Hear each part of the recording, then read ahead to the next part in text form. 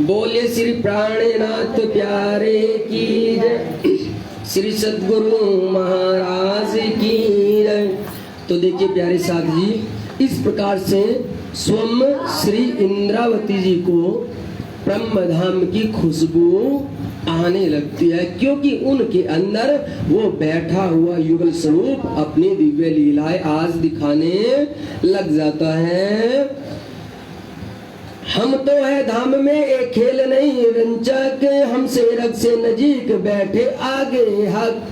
और क्या दिखता है स्वयं अब इंद्रावती को दिखता है, अरे हम तो श्री मूल मिलावा में बैठे हैं, हम तो पांचवी गोल हवेली में बैठे हैं। और देखो सामने श्री कंचन रंग सिंहासन पर श्री राज्य और श्री श्यामा जी विराजमान है।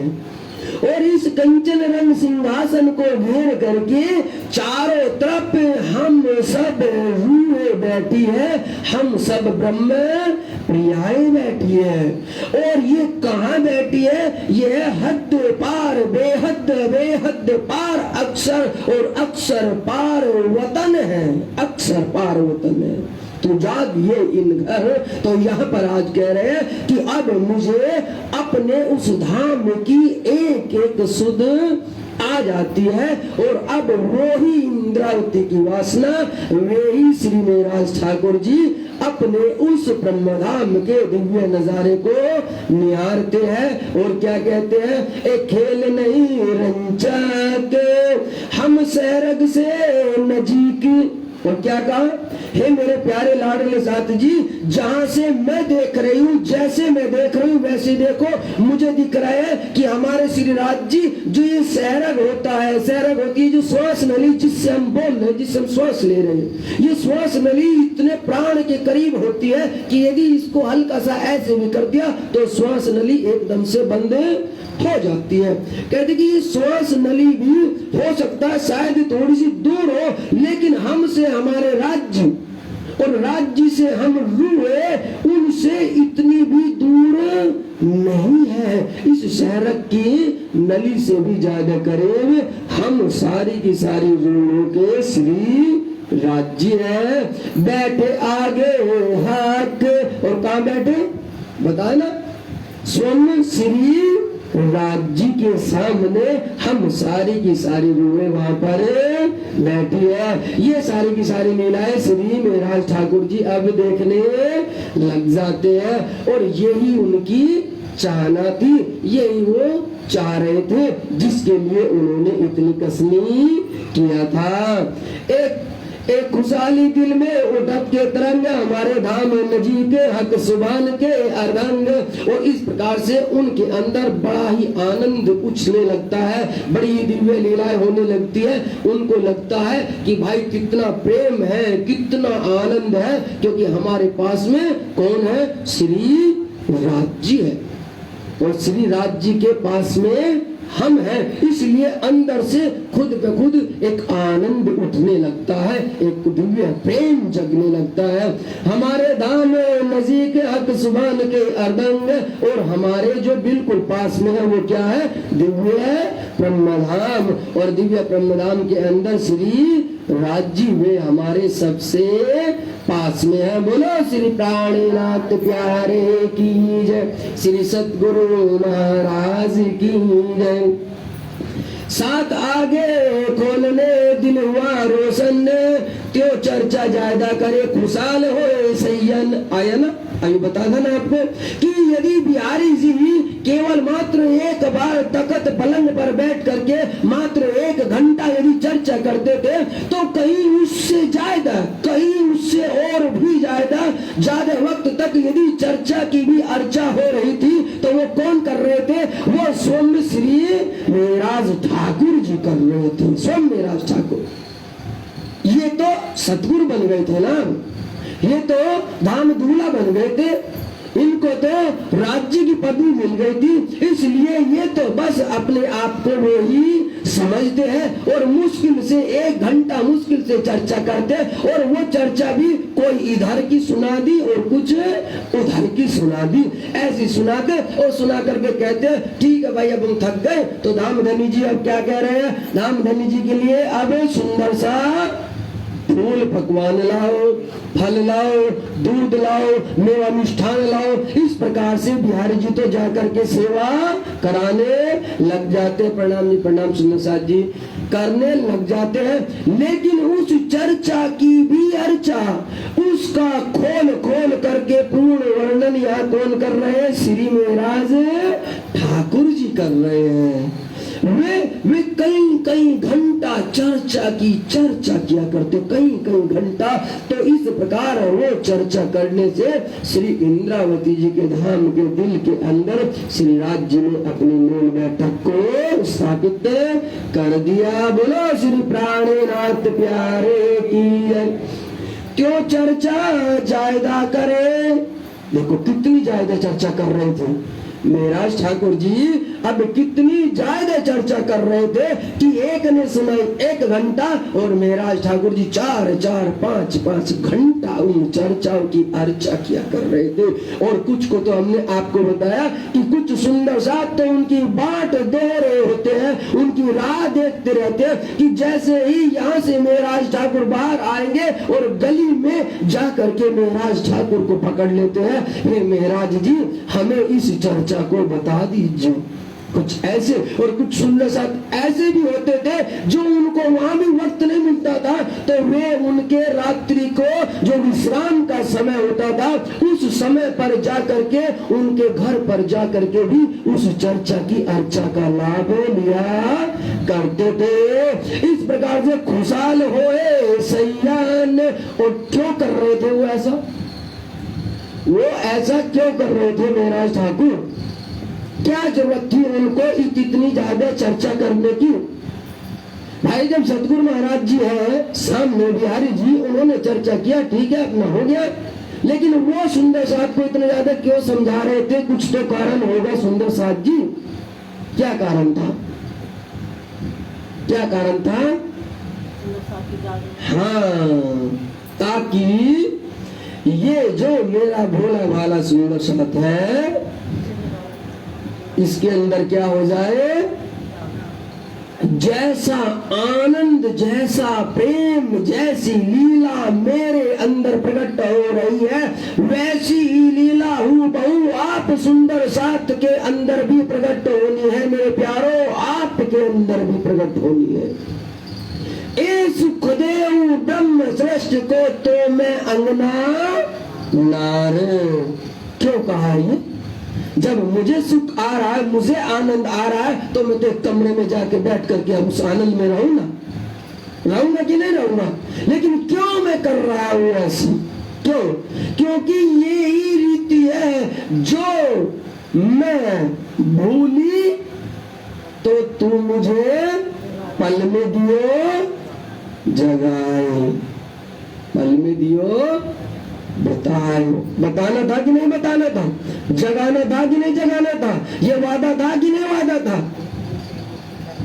तो इसीलिए ताकि खुशहाल होए सय्यन, ताकि ये सारी की सारी रूहें जो 12,000 ब्रह्म प्रियाएं आई हुई है, इनको ये जो आनंद इंद्रावती की वासना ले रही थी अंदर से, वो सारा का सारा आनंद इन सभी 12,000 ब्रह्म प्रियाओं को मिलना था।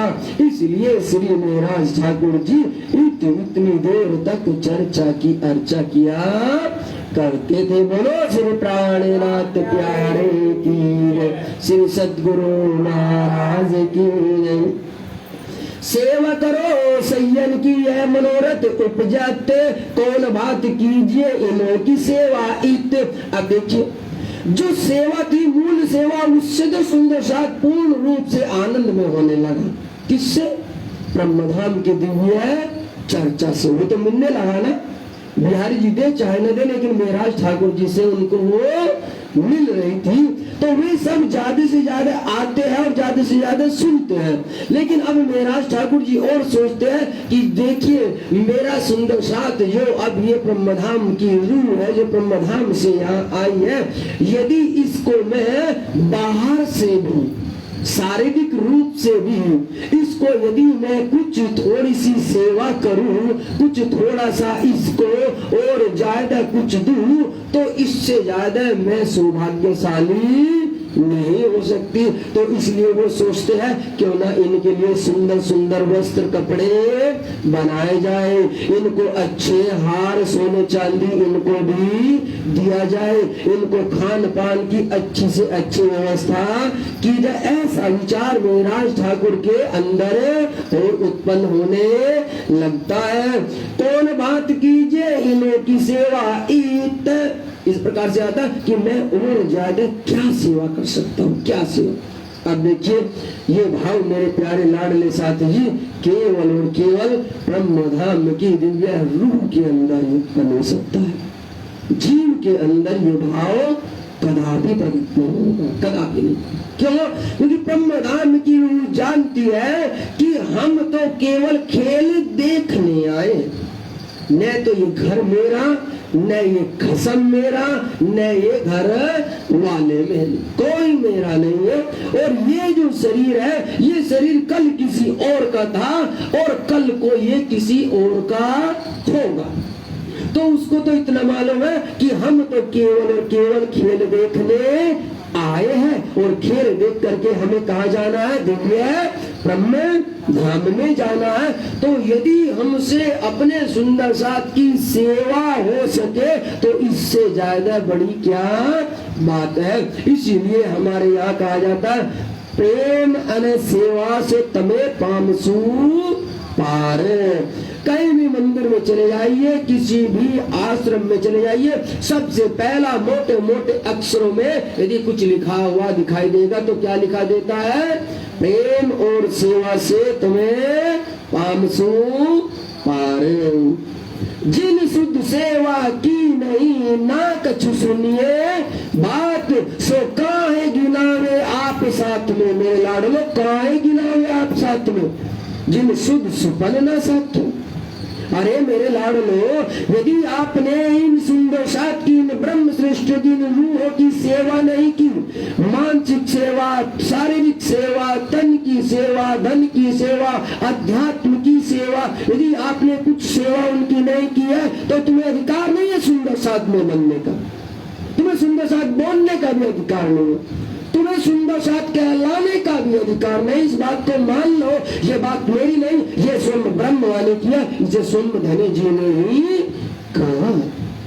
तो इसलिए क्या कहा? सेवा, सेवा, सेवा से ही पाम सुपार। तो अब वो ही सेवा या इंद्रावती की रूह सोचती है, श्री महाराज ठाकुर सोचते हैं कि जो मेरे दिव्य सुंदर साथ है, मेरी जो ये रूह है, भला इनकी मैं सेवा और किस प्रकार से करूं ताकि इनको और भी ज्यादा आनंद मिलने लगे। बोलो श्री प्राणनाथ प्यारे की जय, श्री सतगुरु महाराज की जय।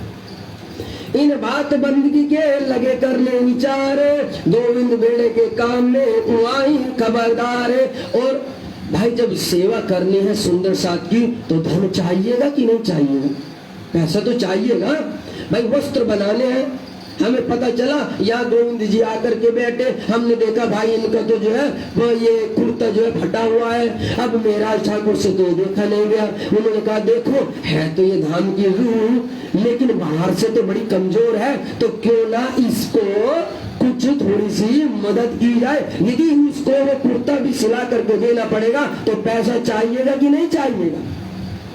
तो वो पैसा कहाँ से आए, कैसे आए? अब उस पैसे का जतन किया जा रहा है, कहां से कमाए के तब सेवा हो सब साथ। और वो कहते हैं कि ये पैसा तो केवल और केवल माया में जाने से ही माया आती है। अब आप एक बार बताओ, यदि आप इस माया के चक्र में ना आते तो क्या ये माया आपको लगती? क्या ब्रह्मांड में माया थी? ब्रह्म धाम में क्यों नहीं लगी? क्योंकि जब वहां है भी नहीं। भाई जो जहां होगा वहीं से तो मिलेगा कि नहीं मिलेगा? जब ब्रह्मधाम के अंदर इश्क है, ब्रह्मधाम के अंदर प्रेम है, ब्रह्मधाम के अंदर आनंद है, ब्रह्मधाम में एक दिली है, ब्रह्मधाम के अंदर वाहिदत है, तो प्यारे ब्रह्मधाम में ये ही तो मिलेगा कि नहीं मिलेगा?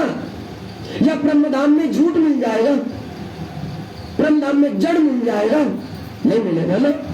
तो बिल्कुल ठीक वही लीला यहाँ कह रहे मेरा ठाकुर कि यदि पैसा चाहिए सुंदर साथ की सेवा के लिए तो पैसे के जगह पर जाना पड़ेगा।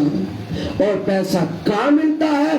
पैसा मिलता है काम करने से, पैसा मिलता है नौकरी मजदूरी करने से। तो वो करनी पड़ेगी कि नहीं करनी पड़ेगी? तो इसीलिए यहाँ कहते हैं कि अब मुझे कुछ सेवा करनी चाहिए ताकि मैं उस सेवा से जो कुछ मेहनताना मिलेगा, जो कुछ धन अर्जित होगा, उस धन से मैं अपने भोले भाले इन सुंदर साथ की सेवा को करता रहूंगा। बोलो श्री प्राणनाथ प्यारे की जय, श्री सतगुरु महाराज की जय। ये होते हैं भाव रूप, ये होते हैं ब्रह्मधाम की रूह के भाव कि वो ना ना ना किसी को दुख में देख सकती नहीं है। क्यों?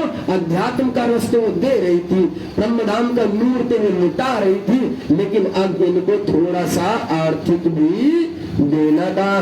कहां से कमाए के तब सेवा हो सब साथ, कई मसलत बिहारी जी सो ले दीवानगिरी वजीरी हाथ।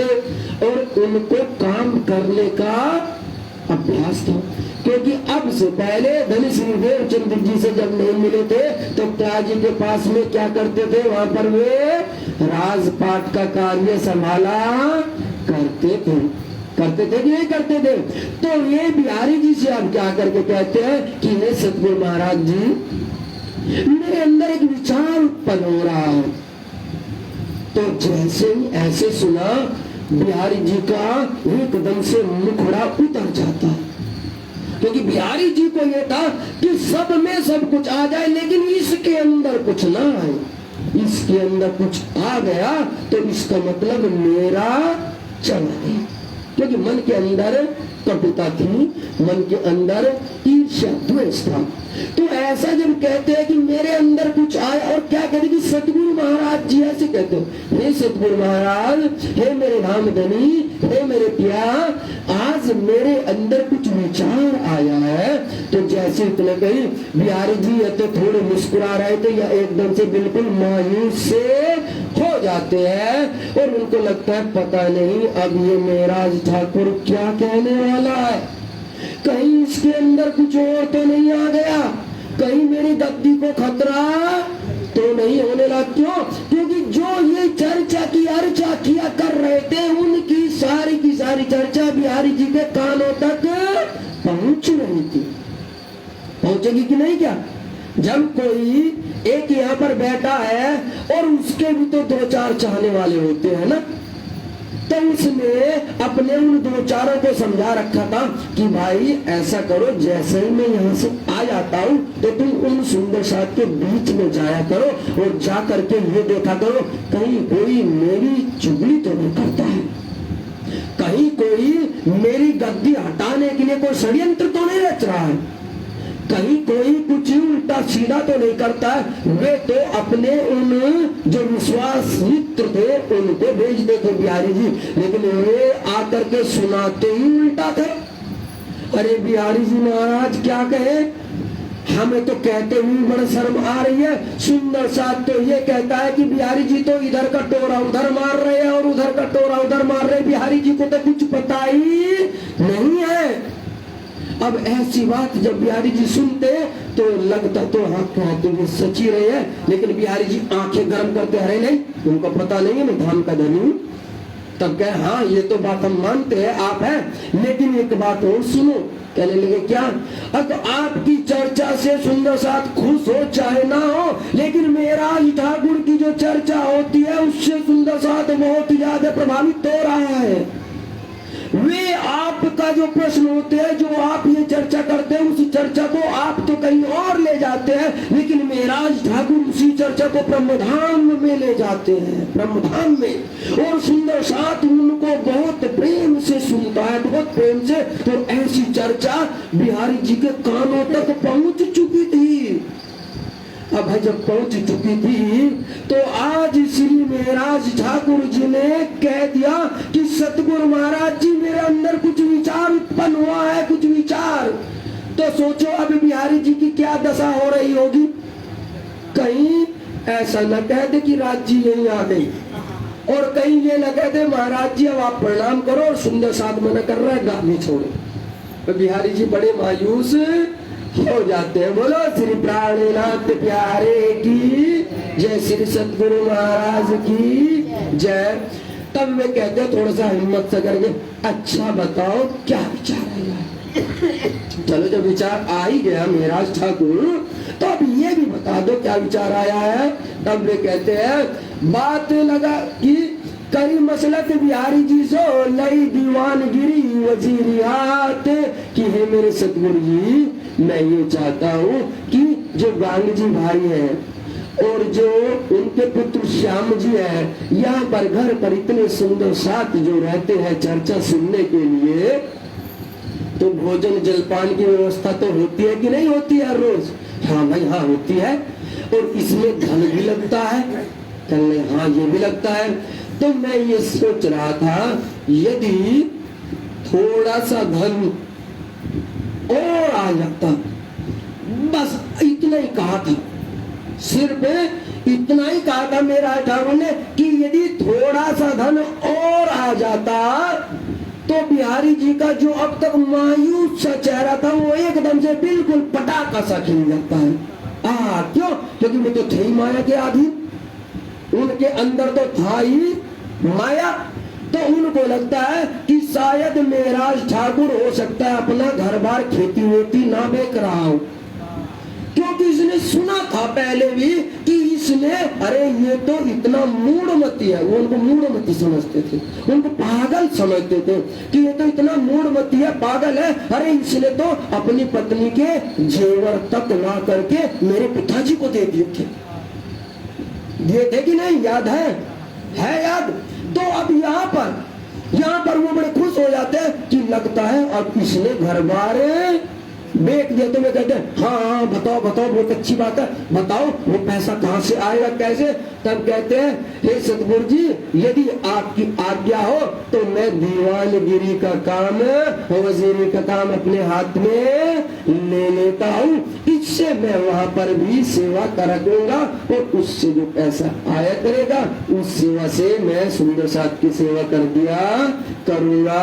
इस प्रकार की बातें श्री बिहारी जी के साथ में श्री मेहराज ठाकुर जी करते हैं। बात लगाई वजीर से हो जाए तिनका लिया काम, और उन्होंने जाकर के वहां पर वजीर जी से विचार किया, और उनसे जो दीवानगिरी का काम था जिसको वे पहले करते थे, उस काम को उन्होंने अपने हाथ में ले लेते हैं। और वहां पर जितना समय वहां होता है उतना समय वहां जाते हैं, वहां काम करते हैं, और फिर समय से आकर के सतगुरु महाराज जी के सामने सेवा में हाजिर हो जाते हैं। कोई भगत आवे साथ में दीदार को इस टाइम, और जैसे भी वक्त मिलता है, जैसा भी समय मिलता है, वे आते हैं और आकर के सतगुरु महाराज जी यानी के श्री बिहारी जी के दर्शनों का लाभ लेते हैं। बोलो श्री प्राणनाथ प्यारे की जय, श्री सतगुरु महाराज की जय। आया बोझ लौकिक का सिर के ऊपर समय, चर्चा के करण को अंतर पड़िया तब। अब देखिए प्यारे साथी, अब तलक तो वे वहीं रहते थे और खूब चर्चा किया करते थे, बहुत ज्यादा चर्चा होती थी, कई घंटा चर्चा होती थी। क्यों? क्योंकि बिल्कुल फ्री रहते थे, उनके पास में वक्त रहता था। लेकिन अब क्या हुआ, अब उन्होंने वो लौकिक काम वजीरगिरी का, दीवानगिरी का हाथ में ले लिया था, इसलिए अब उनको चर्चा करने का समय बहुत ही कम मिलने लग जाता है। तब कसाला करके चूके ना बकत सुनाने, धर्म लगे पालने, साचा है मोमिन। लेकिन फिर भी श्री महाराज ठाकुर जी जितना भी वक्त होता था उतनी वक्त वहां पर सेवा करके और श्री राज्य की यानी कि श्री सतगुरु की यानी कि श्री बिहारी जी के मुखार बिंद से चर्चा सुनने के लिए उस वक्त पर आ जाया करते थे। उठे पिछली रात को करने को दीदार, बिहारी जी पास आए के सुने चर्चा परवरदिगार। और क्यों? क्योंकि अब उन्हें समय कम मिलता था तो वे क्या करते हैं कि जो उनके रात्रि सोने का वक्त होता था, जो रात्रि में सोने का वक्त होता था तो वे चर्चा सुनने के लिए अपने उस वक्त में से वो कुछ वक्त निकाल लिया करते थे। यानी कि यदि वे सुबह को 5 बजे उठते होंगे तो अब वे किस टाइम उठने लगे? वे 3 बजे उठ जाते हैं और अपने सारे काम से निवृत्त होकर के सतगुरु महाराज जी के चरणों में पहुंचे जाते हैं और उनको प्रणाम करते हैं। और जितना भी ज्यादा समय बचता है वो सारा का सारा सेवा उनसे चर्चा सुनने में लगा दिया करते हैं।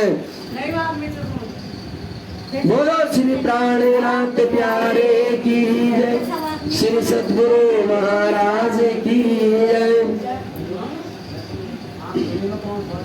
उठे पिछली रात को करने को दीदार, बिहारी जी पास आए के सुने चर्चा परवरदिगार।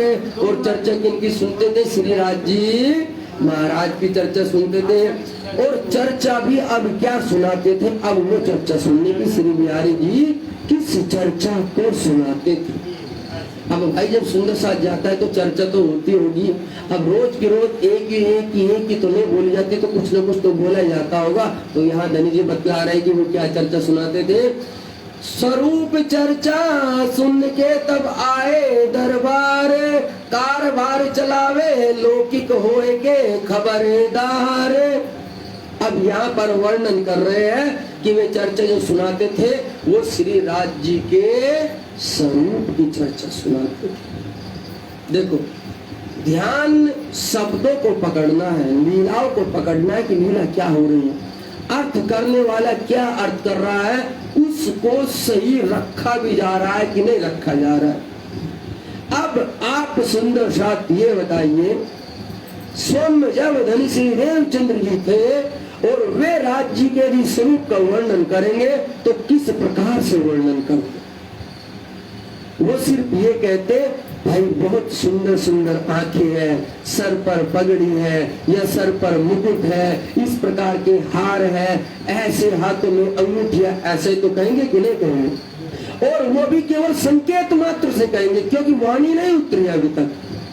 जो राज्य का स्वरूप उतरता है, जो राज्य का श्रृंगार उतरता है, वो तो स्वयं इंद्रावती के धाम दिल के अंदर बैठ करके राज्य उतारेंगे कि नहीं उतारेंगे? तभी तो उतरता है राज्य का श्रृंगार, श्यामा जी का श्रृंगार, ठकुरानी का श्रृंगार, हम सब रूहों का श्रृंगार, तभी तो उतरता है ना।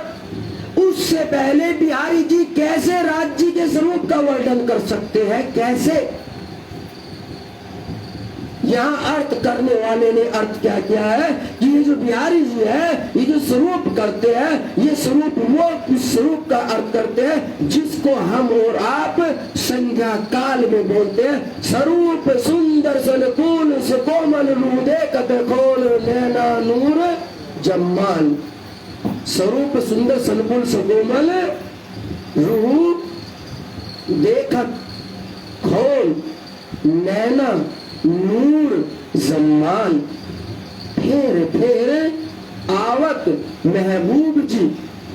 ये वर्णन किसने किया है? ये वर्णन किसने किया है? ये वर्णन, ये स्वरूप का वर्णन इंद्रावती रूह ने किया है। ग्रंथ के अंदर ये स्वरूप का वर्णन उतरा है, जिस स्वरूप को हम और आप शाम को संध्या के समय पर बोलते हैं। तो जाहिर सी बात है बिहारी जी तो ये स्वरूप का वर्णन नहीं कर सकते हैं। बोलो श्री प्राणनाथ प्यारे की श्री सतगुरु महाराज की जय। तो अर्थ करने वाले ने यहाँ ये अर्थ गलत कर दिया, लगाने वाले ने यहाँ ये अर्थ अपनी चातुरी बुद्धि से लगा दिया। अरे भाई, जब ब्रह्मवाणी उतरी ही नहीं, ब्रह्मवाणी की चौपाइयां ही नहीं आई, तो बिहारी जी उन चौपाइयों को कहां से कहेंगे, कैसे कहेंगे? कोई दे सकता है जवाब? है नहीं। तो इसका मतलब इस स्वरूप का वर्णन बिहारी जी नहीं करते थे। बस बिहारी जी तो केवल जो राज्य का स्वरूप और जिसका वर्णन थोड़ा बहुत वे अपने पिता श्री से सुना था, सतगुरु से नहीं। सतगुरु से नहीं सुना उन्होंने, श्यामा महारानी से नहीं सुना उन्होंने अपने पिता से सुना, पिता जान करके सुना। तो जब पिता जान करके सुना तो बस वो पिता वाला केवल थोड़ा बहुत जो कुछ समझ आ जाता, बस वैसा ही वो स्वरूप का वर्णन कर दिया करते थे। बोलो श्री प्राणनाथ प्यारे की जय, श्री सतगुरु महाराज की जय। इस स्वरूप का वर्णन तो आगे देखना, जिस वक्त में इंद्रावती के अंदर साक्षात ब्रह्मवाणी अवतरित होगी तब आता है ये स्वरूप का तो दिव्य वर्णन प्यारो, तब आएगा। स्वरूप चर्चा सुन के तब आवे दरबार। और अब यहाँ पर क्या करते, श्री महाराज ठाकुर जी उनसे जैसा भी वो स्वरूप का वर्णन सुनाया करते थे, उनसे वो स्वरूप का वर्णन सुन लिया करते और आकर के अपने दरबार में अपना काम किया करते थे। यह काम व्यवहार करते रैया 4 घड़ी पिछला दिन, तब वहां से उठ के आए बैठे जमात सैयद ने। और देखिए अब उनको काम तो बहुत करना पड़ता था ना, क्योंकि भाई दीवानगिरी का काम था, राजा का काम था, काम में क्या से छोड़ा जाता है, तो जितना समय है वो तो पूरा समय देना पड़ेगा कि नहीं पड़ेगा।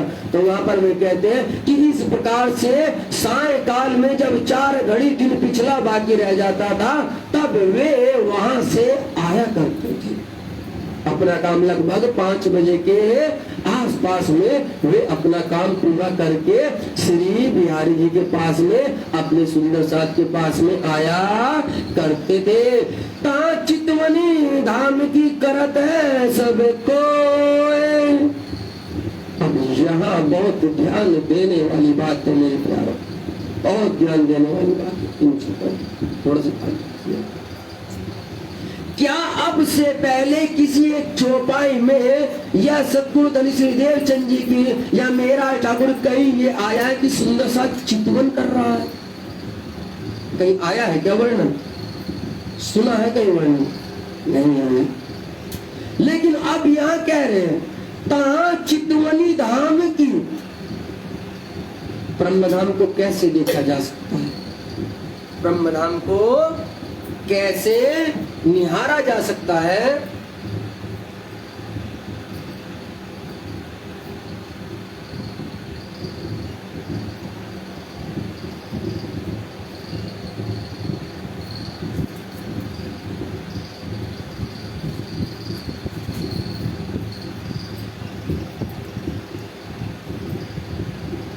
ब्रह्मधाम को मेरे प्यारे लाडले साथ जी यदि देखा जा सकता है तो केवल और केवल चितवनी के माध्यम से देखा जा सकता है। आज जो हमारे कुछ अच्छे सुंदर साथ हैं, कुछ हमारे संत जन गुरुजन भी हैं जो चितवनी पर बहुत जोर दे रहे हैं और वो बिल्कुल ठीक कर रहे हैं, बिल्कुल ठीक कर रहे हैं, क्योंकि चितवनी से ही हमें ब्रह्मधाम का दीदार हो सकता है। बिना चितवनी किए चाहे तुम दिन रात खूब भजन गा लेना, चाहे तुम दिन रात खूब ढोलक मजीरे पीट लेना, चाहे कितने बड़े से बड़े आयोजन कर लेना, यदि आप चितवन नहीं करेंगे, यदि आप चितवन में नहीं बैठेंगे तो ये बिल्कुल सच है कि आपको श्रीराज जी के नहीं।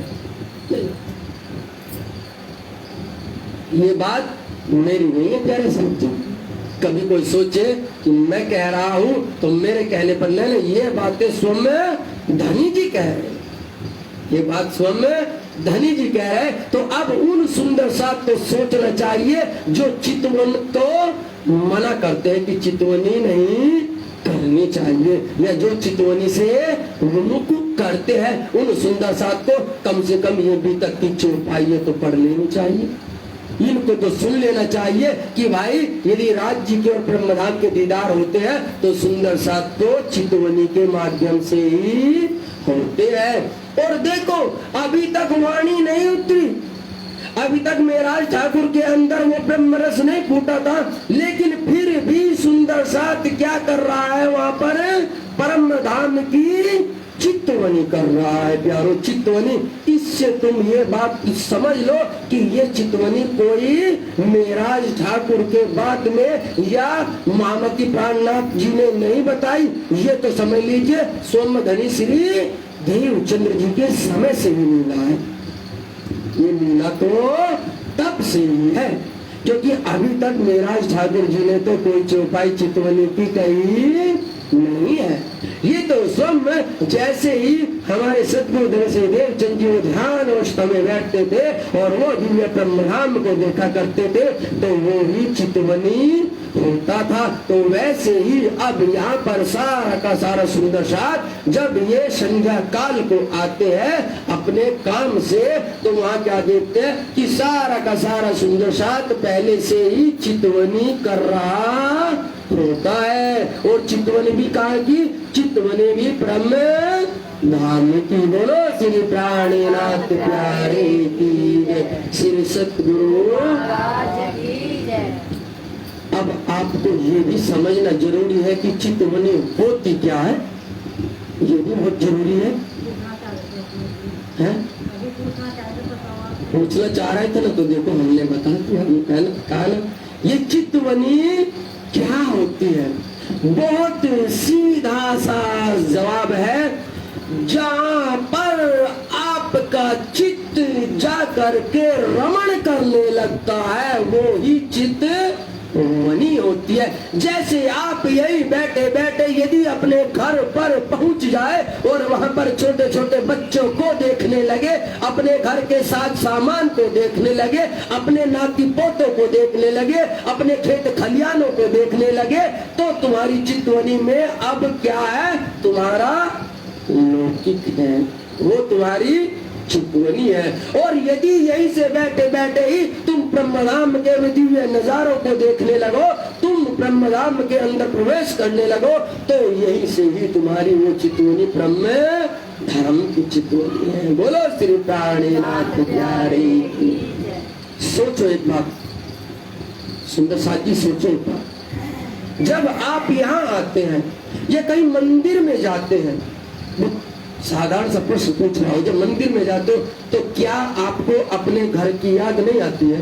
आती है ना, जहाँ से आते हो ख्याल भी आता है, पता नहीं वो बच्चा क्या कर रहा होगा, पता नहीं वहां क्या हो रहा होगा, पता नहीं ये क्या हो रहा होगा।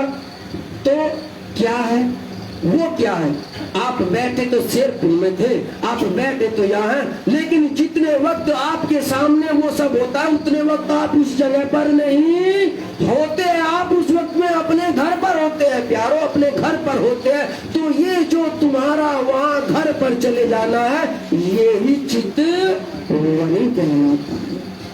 समझ आया? अब एक बात और बताओ, जब तुम सत्संग में आकर के, मंदिर में आकर के, गुरु के पास में जाकर के अपने घर को देख सकते हो, अपने घर को महसूस कर सकते हो, तो ये क्यों नहीं होता है कि तुम अपने घर पर रह करके कभी दिव्य ब्रह्मधाम को भी सोच लो? ये क्यों नहीं होता है? जब तुम मंदिर में जाकर के अपना घर सोचते हो, शेरपुर में जाकर के जब तुम अपनी नाती पोती को सोचते हो, तो कभी जब अपनी चारपाई पर बैठे हो, अपने घर पर बैठे हो, तब तुम शेरपुर को क्यों नहीं सोच सकते? सोच सकते हो ना? तो ये ही चितवनी है। जिस दिन तुम अपने घर पर बैठे बैठे उस ब्रह्मधाम को सोचना प्रारंभ कर दोगे, उसको देखना प्रारंभ कर दोगे, उसकी एक अभिलाषा, एक चिंतन प्रारंभ कर दोगे, तो समझ लेना उस दिन से तुम्हारी चितवनी प्रारंभ हो गई। बोलो श्री प्राणनाथ प्यारे की जय, श्री सतगुरु महाराज की जय। आ गया समझ में साथी? बहुत सुंदर वाजिबा अति उत्तम। देखो कितने प्यारे सुंदर साथ है, कितने प्यारे सुंदर गात। ता चितवनी नाम की करत है सबको, स्वरूप वस्त्र वर्णन होने लगा सब सोए। अब क्या चितवनी में देखा जा रहा है, जरा ये भी देखो। ये सुंदर साथ जो निहार रहा है वो क्या निहार रहा है, क्योंकि ये वही सुंदर साथ है जिनको श्री महाराज ठाकुर कई कई घंटे चर्चाओं की अर्चा का लाभ दे रहे हैं। बिहारी जी ने तो राज्य का कुछ स्वरूप कहा और कुछ इधर का वर्णन कर दिया और कुछ उधर का वर्णन कर दिया। लेकिन पहली चौपाई में क्या आया है? पहली चौपाई में आया है कि जब श्री महाराज ठाकुर, जब श्री इंद्रावती जी सुंदर साथ को कई कई घंटे चर्चाओं की चर्चा सुनाने लग गई, तब उनके धाम दिल के वे दरवाजे खुल गए। आया ना अभी? खुले हुए दरवाजे। और क्या खुशबू आई? ब्रह्म धाम की दिव्य खुशबू, ब्रह्म धाम का दिव्य नजारा इंद्रावती देखने लग जाती है। और देखो जब इंद्रावती ब्रह्म धाम का वो नजारा देखती है तो फिर वो इंद्रावती फिर अपने सुंदर साथ को वो नजारा दिखलाती भी तो है ना, बताती भी तो है ना। तभी के तभी वैसा ही स्वरूप का श्रृंगार का उसका वर्णन हूबहू इंद्रावती उन सुंदर साथ के सामने किया करती थी। तो जो उस श्रृंगार का वर्णन इंद्रावती करती थी, जो उन वस्त्रों का वर्णन इंद्रावती करती थी, उन वस्त्रों की, उन श्रृंगार की, उन आभूषणों की चितवनी ये सुंदर साथ किया करते हैं प्यारो, ये किया करते हैं। बोलो श्री सतगुरु महाराज की, श्री प्राणनाथ प्यारे की। ये अब उसकी चितवनी कर रहे होते हैं। स्वरूप वस्त्र वर्णन होने लगा सोए, और चितवनी से ये सारा का सारा वर्णन उनसे होने लग जाता है। आहार इस्लाम करके रूह को पहुंचावे खुराक। और देखिए जैसी लीला उस वक्त धनी श्री देवचंद्र जी की हो रही थी कि पहले देना है आत्मा को भोजन, किया ना, सुना था ना, उसके बाद में देना है शरीर को भोजन।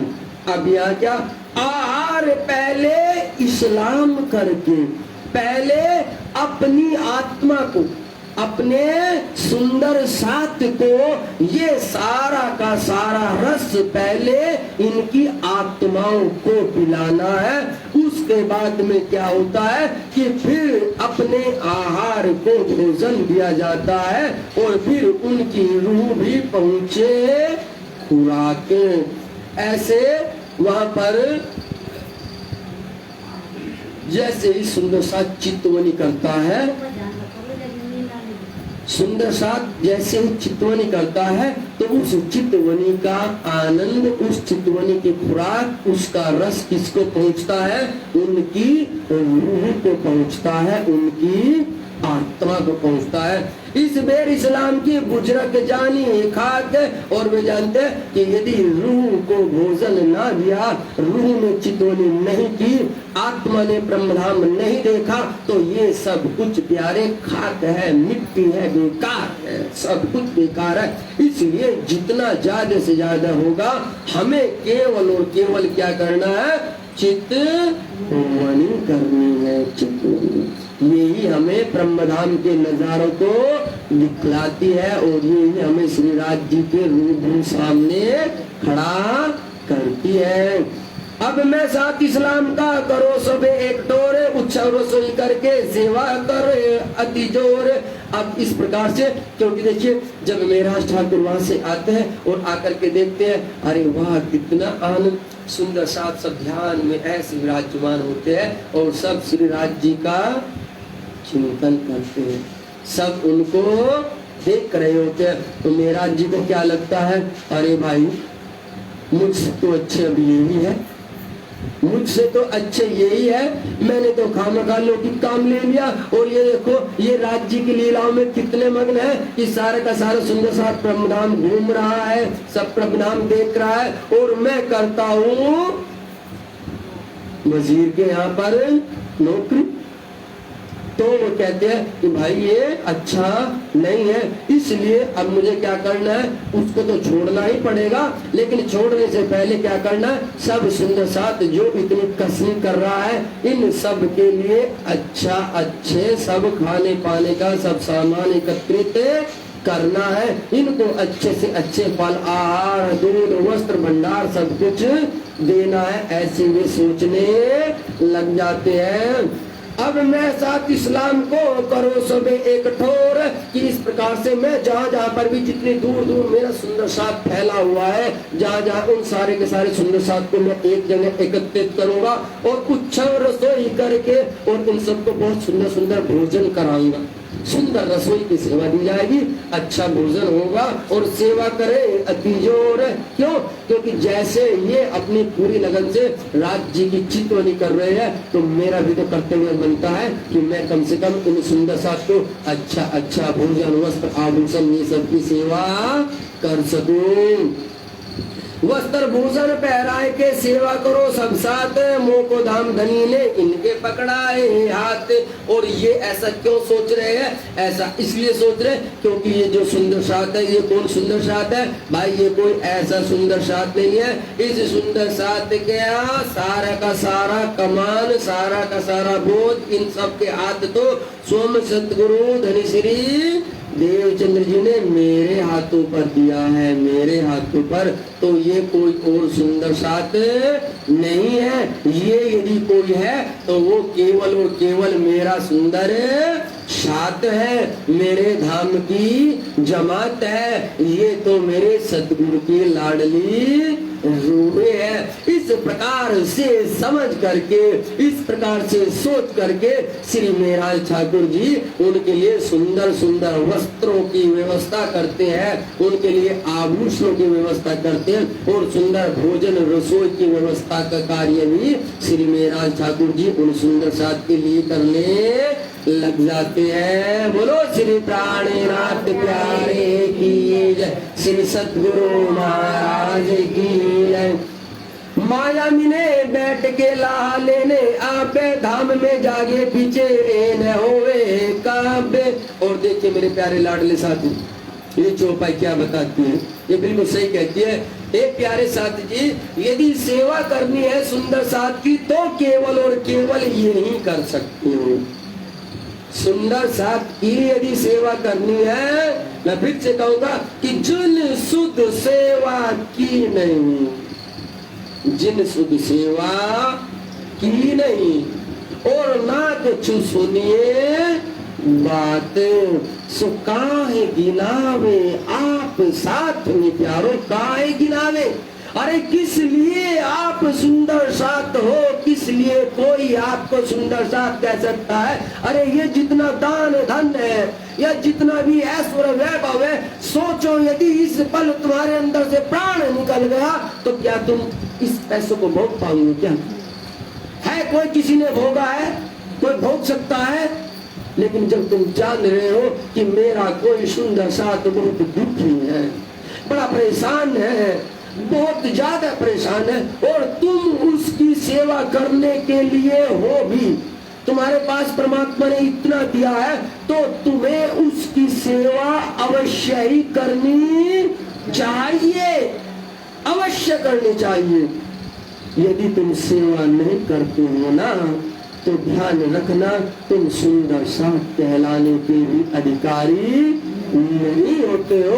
अरे भाई, किसी ने बहुत सुंदर कहा है कि पूत कपूत तो क्यों धन सींचे, पूत सपूत तो क्यों धन सींचे। कि यदि पूत तुम्हारा पुत्र अच्छा होगा, उसके कर्म अच्छे होंगे, वो योग्य होगा, तो वो अपना भरण पोषण स्वयं उठा लेगा, वो तुमसे पैसे धन दौलत नहीं मांगेगा।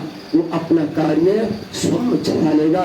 और यदि कपूत होगा तो प्यारे तू जितनी ये धन संचय करके जा रहा है वो राक्षस है, राक्षस, और इसको मिट्टी में बहा देगा प्यारे, मिट्टी में बहा देगा।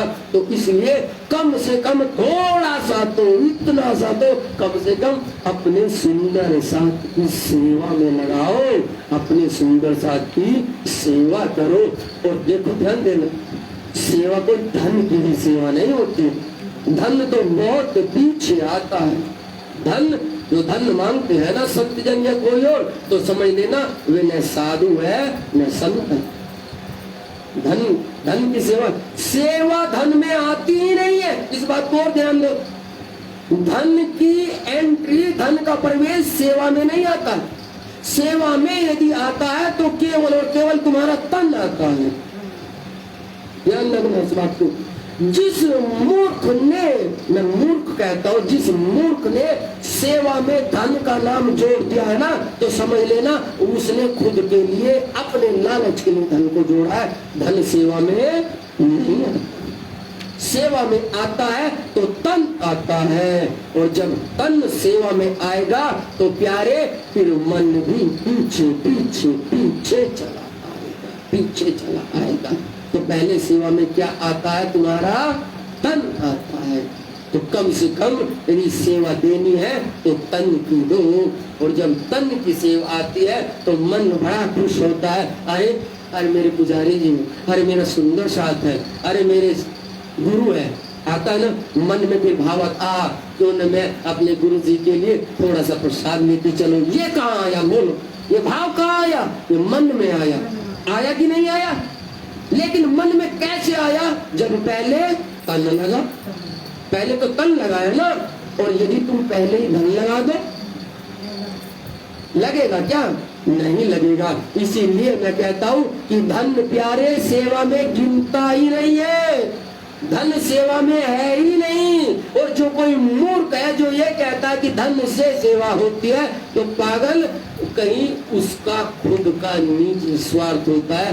धन से किसी की सेवा होती नहीं है। सेवा होती है ये तो तन से सेवा होती है या मन से होती है। और देखो, जब हमारे पुजारी जी, हमें पता चला हमारे कोई पुजारी जी है, उसको कुछ कष्ट आ गया है, उसको कुछ तकलीफ आ गई है, तो मन बड़ा दुखी होता है। हुआ ना दुखी?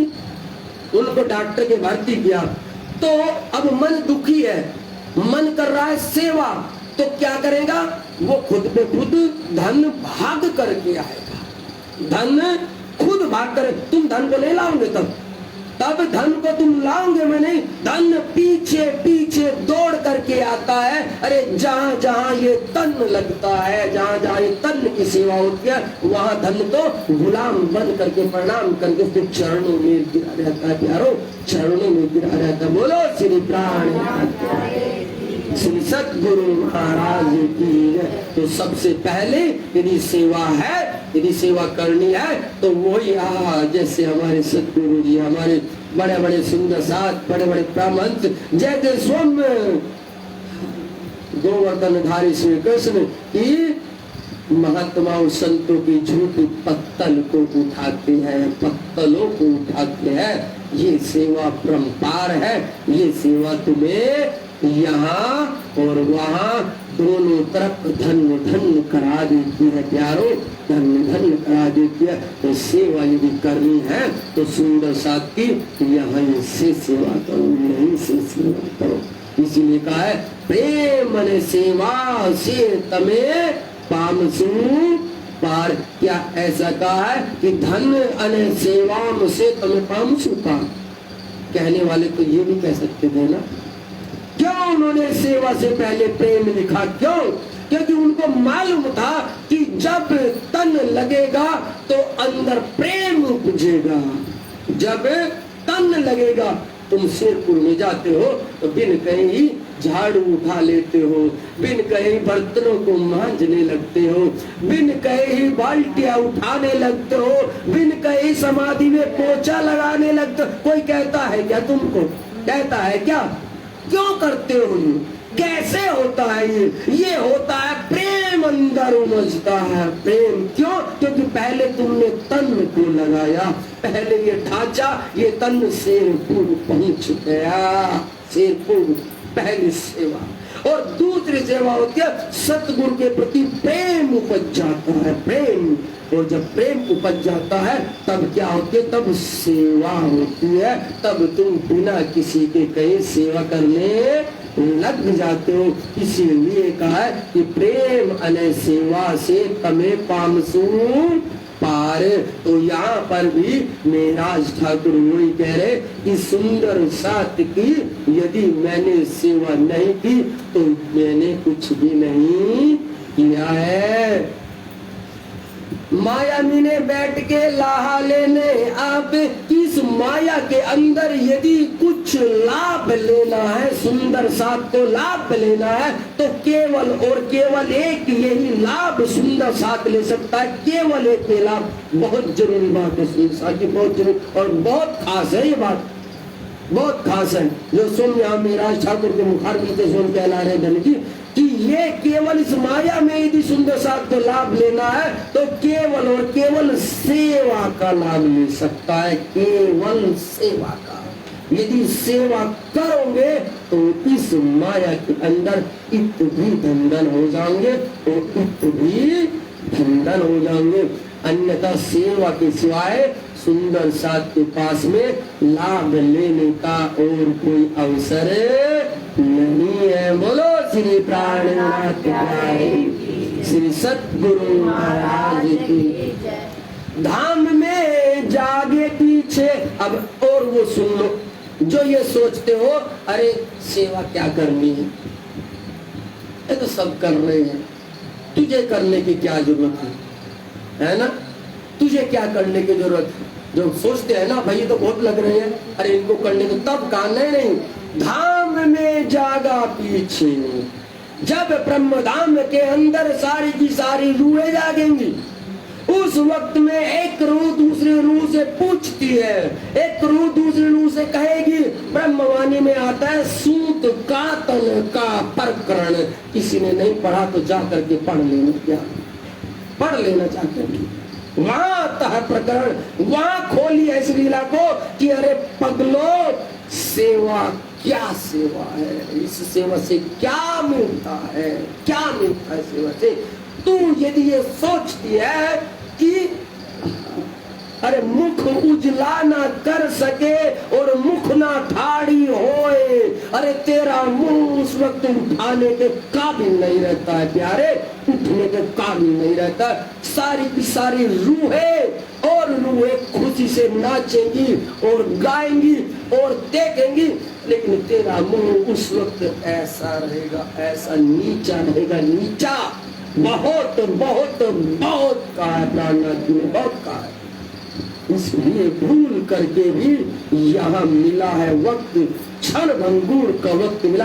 पैसे की सेवा तुमसे कोई नहीं मांगता है और पैसा सेवा होता भी नहीं होता है। कम से कम ये जो मिट्टी है इसे किसी की सेवा में थोड़ा बहुत जरूर लगाओ, जरूर। वहां मुख ऊंचा नहीं कर पाओगे मेरे प्यारो, ए न होवे कब। और धनी जी कह रहे कि ये कभी भी फिर नहीं होगा।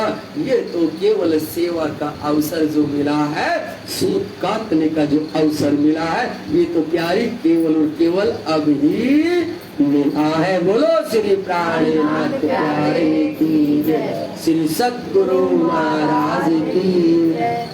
किस वास्ते इस बात की और कह रहे कि और सुनो मेरे प्यारे साथी जी, इसीलिए इसी वजह से इन्हीं कारणों के कारण कह रहे कि किस वास्ते, अरे मैं नहीं चाहती हूँ कि तेरा मुंह उस वक्त सारी रूहों के सामने नीचा हो जाए, पतली नीचा हो जाए। अरे तू ये गर्दन ना उठा सके, हक के सामने तो हिम्मत ही नहीं होगी। अभी तो हक का वर्णन ही नहीं आया, धनी के सामने तो तू जा ही नहीं पाएगी। इसलिए कह रहे हैं तिस वास्ते मैं कहत हूँ, तिस वास्ते। इसलिए धनी जी कह रहे हैं, अरे पगली कुछ वक्त है, इस शरीर को नहीं, अंदर रूह को कह रहे हैं, रूह को चोट रूह को पहुंचनी है, धिक्कार रूह को लगनी है। रूह का ही मुंह ऊंचा और नीचा होना है, इसका नहीं होगा। कभी तुम इसको सोच रहे हो जो तुम रहते हो, उसका होगा तो कम से कम उसकी तो कुछ सुन ले, उसकी तो कुछ सुन ले, है ना। इसीलिए धनी जी कहते हैं, मैं पूछत हूँ इन ब्रह्म श्रेष्ठियों से, ये वैकुंठ झांसी के धाम, प्यारे वैकुंठ झांसी के धाम। वे कहते हैं, अरे मैं तुम ब्रह्म श्रेष्ठियों से पूछ रहा हूँ जो दावा करके बैठे हो। कहा था ना यहाँ पर भी कोई एक सुंदर साथी उस दिन, पहले दिन, हमें तो लेने रात जी आएंगे। तुमने तो मोहर लगा दी है ना अपने आप पर, लगाई है ना। मोहर लगाना अच्छी बात होता है, लेकिन प्यारे मोहर पर चलना वो सबसे कठिन होता है, कठिन होता है। ये जो सुंदर साथ ऐसा कहते हैं, उनके लिए ये सेवा बहुत जरूरी होती है कि यदि तुम सेवा करोगे, यदि तुम यहाँ पर माया में लाहा लोगे, तब जाकर के तुम्हारा ये मुख उजला होगा। और यदि तुम ये सेवाओं का लाभ नहीं लेते हो मेरे प्यारो, तो ध्यान देना, मामत पूछे इन ब्रह्म सृष्टि से ये बैकुंठ झांसी के धाम, कि अब तुम मुझे ये बता दो, अरे तुम्हें बैकुंठ में जाना है या तुम्हें ब्रह्मधाम में जाना है, ये अब तुम हमें समझा साथी। तो इसीलिए सेवा बड़ी अनमोल, रे प्यारे सेवा बड़ी अनमोल, सेवा के आगे और कुछ भी नहीं है। बोलो श्री प्राणनाथ प्यारे की जय, श्री सतगुरु महाराज की जय। और खोल ले, बहुत इसमें बहुत वर्णन किया है कि अब सेवा भी कैसे होती है। बहुत सुंदर, बहुत सुंदर, बहुत ही ज्यादा सुंदर।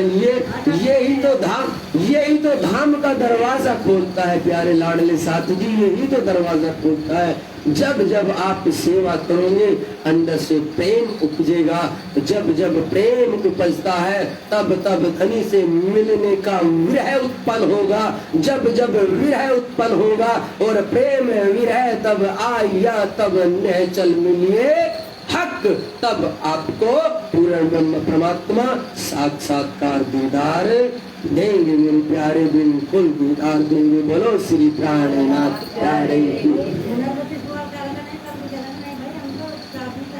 हाँ, जाना चाहिए और सतगुरु के स्थान पर तो बहुत बहुत दिन पहले जाना चाहिए और सेवा करनी चाहिए। इस वास्ते इस बात की लूट होई करनी। और देखिए महामती क्या कह रहे कि छोटी मोटी नहीं, इसकी लूट करनी है। लूट कितनी होती है? एक तो होती है चोरी, थोड़ा बहुत ही सामान हो जाता है, लेकिन एक होता अरे भाई वो तो सब कुछ ही लूट गया। तो यहाँ धनी जी ने चोरी नहीं कही, यहाँ कहिए कि लूट करनी है। और किसकी? सेवा की, सेवा की। ये सेवा भी मुझसे न छूट जाए, ये सेवा भी मुझसे छूट जाए। ऐसी सुंदर साथ को लूट मचानी है। इनसे प्रीत कीजिए सगाई जाने धाम अपनी। और कहते हैं कि इनकी सेवा कैसे होती है? इनकी सेवा प्यारो ऐसे होती है कि ये मेरे ब्रह्मधाम की रूह है। ये रिश्ता, ये नाता, ये संबंध हमारे सामने प्रकट होता है, हमारे दिल में उपजता है, तब जा करके हमारे पैर सेवा करने को दौड़ते हैं। तभी दौड़ते हैं ना। शेरपुर कैसे जाते हो? सगल मंद मूल को मैं तो पाँव पाल भूलियो न जाए। ब्रह्मवाणी कहती है सनमंद मूल को मैं तो पाँव पाल भूलियो न जाए। अब छल बल मोह क्या करे, अब छल बल मोह क्या करे, जो मैं आग से दियो उड़ाए, सनमंद मूल को मैं तो पाँव पर भूलो न जाए। ये वो सनमंद है, ये कंतन ग्रंथ की वाणी है मेरे प्यारों, जो मैंने कंतन ग्रंथ की चौपाई। सनबंध होता है, रिश्ता होता है, एक जब एक रिश्ता होता है तब जाकर के अपना पन पैदा होता है, अपना प्रेम पैदा होता है, अपना भाव पैदा होता है। लेकिन यदि संबंध ही ना हो, यदि संबंध ही ना हो तो भला कोई किसी से कोई दो बात नहीं कर सकता है क्या? बैठ करके चाय पानी पिलाने की तो बहुत बहुत बहुत दूर की बात। तुम सब न जाने तुम कौन हो, न जाने तुम कौन हो, न जाने तुम कौन हो, यहाँ कैसे प्रेम से बैठे हो। कारण बता सकते हो इसका? इसका कारण जान सकते हो? कोई कुछ है, कोई कुछ है, कोई कुछ है, कोई कुछ है, लेकिन यहाँ तुम ऐसे बैठे हो जैसे एक घर के हो, एक घर के, एक परिवार के हो, जैसे एक अंग हो। बैठे हो कैसे? लेते हो ना प्रसाद भी ऐसे, लाते हो ना भोग भी ऐसे, मिलते हो ना ऐसे, अभी भी ऐसे रमते हो ना। क्यों? किस वजह से? संबंध के कारण। संबंध, अरे ये संबंध है मूल का, ये संबंध है ब्रह्मधाम का, ये संबंध है, ये डोरी जुड़ी है वहां से, डोरी तुम्हारी। इसलिए तुम कौन, तुम कौन, तुम कौन, इससे कोई फर्क नहीं पड़ता है। आत्मा आत्मा को देखती है और बस प्रसन्न हो जाती है और गले लगाने को दौड़ पड़ती है, मेरे प्यारों, दौड़ पड़ती है कि नहीं? किस लिए? संबंध के कारण।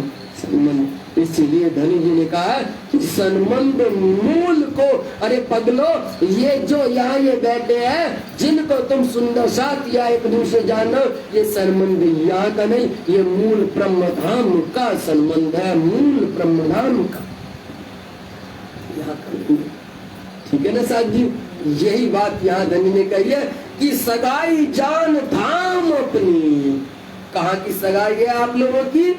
कहाँ का रिश्ता है आप लोगों का? वहाँ दिव्य ब्रह्मधाम का रिश्ता है। इस कारण से तुम और हम यहाँ मिल पाते हैं। बोलो श्री प्राणनाथ प्यारे की जय, श्री सतगुरु महाराज की जय। समझ आया प्यारे साथी? है ना? बस यही लीला है, बिन संबंध के, बिन मूल के कुछ नहीं होता है, कुछ भी नहीं होता है। ये अपना मूल का नाता है। सो सब जाहिर में करो मनोरथ सब, लाभ ले माया मिने धाम में बातें होवे तापे। और देखो क्या कहा, धाम में बातें होवे ताप। क्या कह रहे हैं? अरे क्या कह रहे हैं धनी जी? कहाँ होनी है ये बातें? कहाँ होनी है? क्या तुम्हारे इस घर में होनी है क्या? यहाँ होनी है? इस शहर में होनी है? इस लोक में होनी है क्या? ब्रह्मा विष्णु के लोक में, आदि नारायण के क्षर में, अक्षर में? कहाँ? अरे धाम में इनकी बातें होनी है मेरे लाडलो। धाम में, ब्रह्म धाम में बातें होंगी। जैसे ही बातें स्वामी मेराज ठाकुर ने वहां उस बरारब में कही थी कि जिस दिन खुदा ताला बैठेगा हिसाब करने के लिए, हे सुल्तान मैं तेरा पल्ला पकड़ूंगा, वहीं पकड़ूंगा और कहूंगा कि ये मेरा गुनहगार है, ये मेरा गुनहगार है। बता तब तो कहाँ बचेगा? तो मुझे बता सकते हो क़यामत कहाँ होनी थी? वो क़यामत होती है प्यारो, वो धाम की ही लीला को क़यामत कहते हैं, उसकी लीला को क़यामत कहते हैं। और इसीलिए इस चौपाई में ये कहा है प्यारो, ये कहा कि इन सब की बातें, अरे ये जो मैं सुना भी रहा हूँ ना, अंदर से जो कुछ तो होगा अंदर, कुछ तो रूह होगी अंदर, इस रूह की बात भी धाम में ही होगी। ध्यान रखना, धाम में होगी।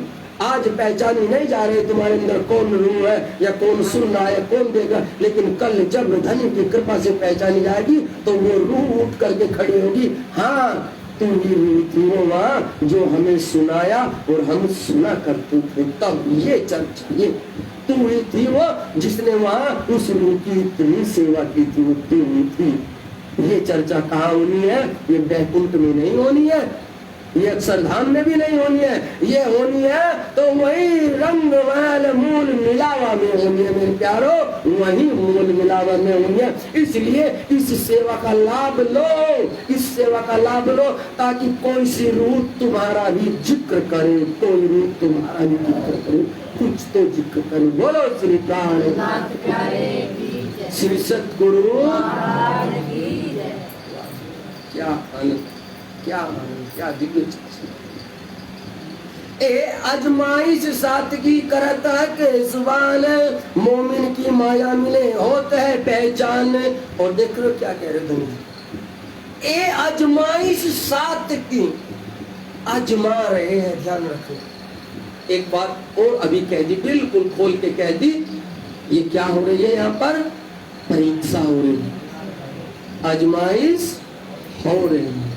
और कौन ले रहा है? खुद परवरदिगार ले रहे हैं, खुद धाम धनी ले रहे हैं। तो ये आजमाइश है, ये परीक्षा है, इस परीक्षा में पास होना ही होना है।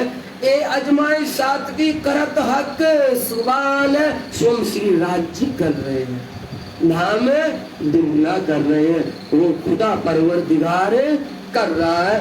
मोमिन की माया मिने होता है पहचान। और ये जो मोमिन होते हैं, ये जो ब्रह्म दृष्टि होती है, ये जो खास रूहें होती है, जिसे सुंदर सात्य कहते हैं, जिन्हें रूहें कहते हैं, उनकी पहचान कहाँ होती है? उनकी पहचान इसी माया में होनी है, इसी माया में। अरे ब्रह्मधाम में क्या पहचान हो? ब्रह्मधाम में तो हो ही, ब्रह्मधाम में तो हो ही, पहचान कहाँ होनी है? पहचान यहाँ होनी है, यहाँ।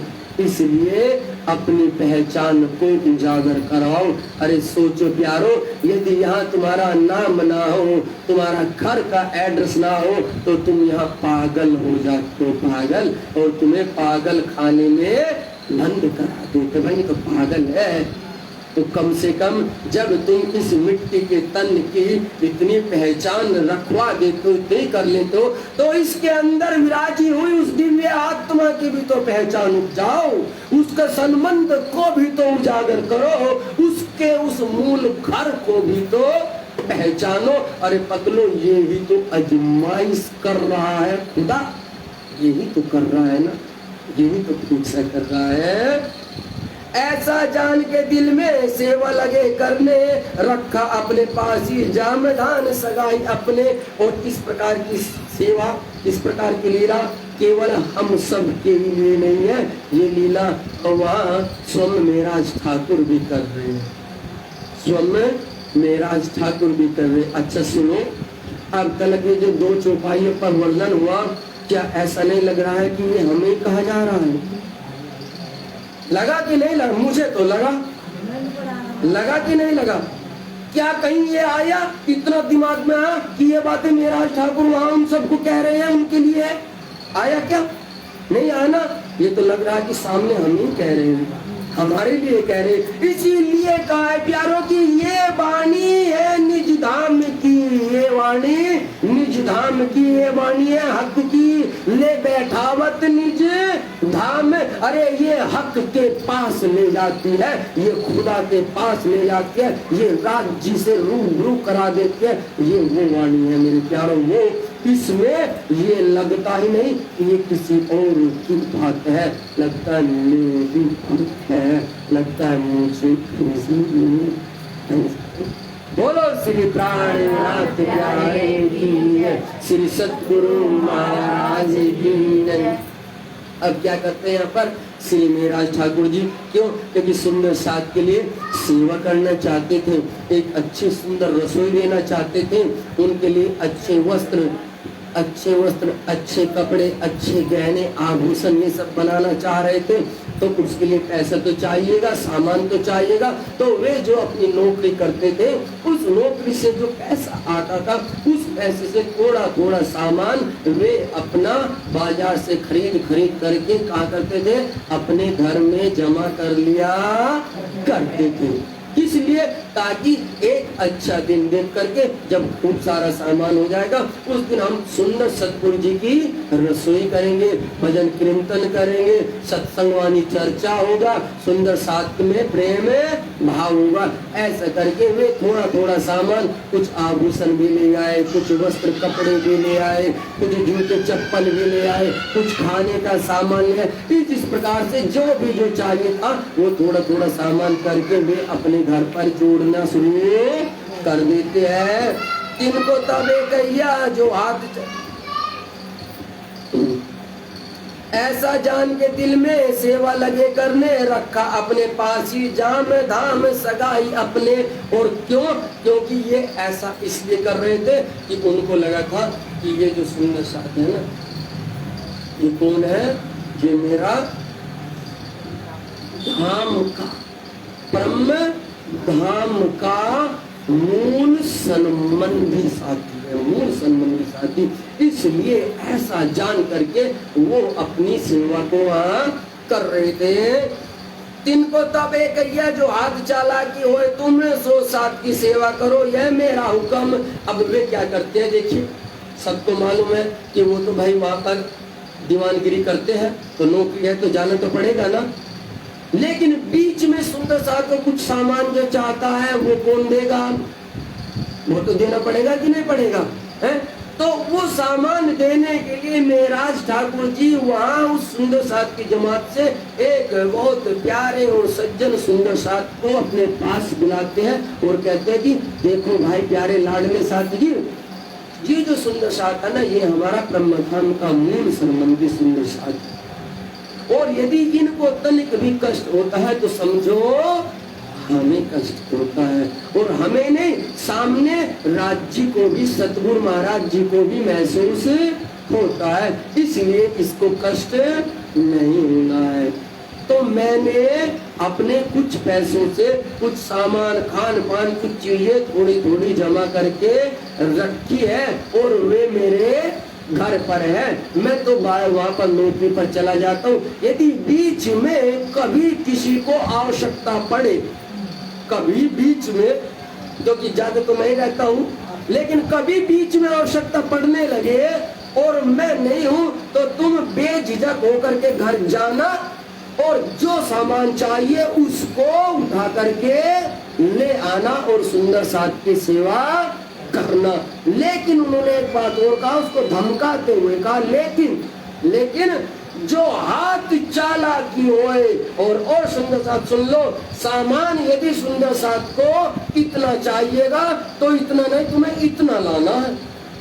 देखो भाव देखो कि यदि किसी को थोड़ा सामान चाहिए तो थोड़ा नहीं, उससे ज्यादा लाना है। तुम्हें अपनी चालाकी नहीं दिखानी है, क्योंकि ये मेरा धाम का सुंदर साथ है, ये मेरा धाम का सुंदर साथ है। सो साथ की सेवा करो, यह मेरा हुक्म है। और इस प्रकार से वे कहते हैं कि मेरे लाडले साथ जी, तुम्हें ये सेवा करनी है और ये क्या है? ये मेरा हुक्म है, ये मेरा आदेश है।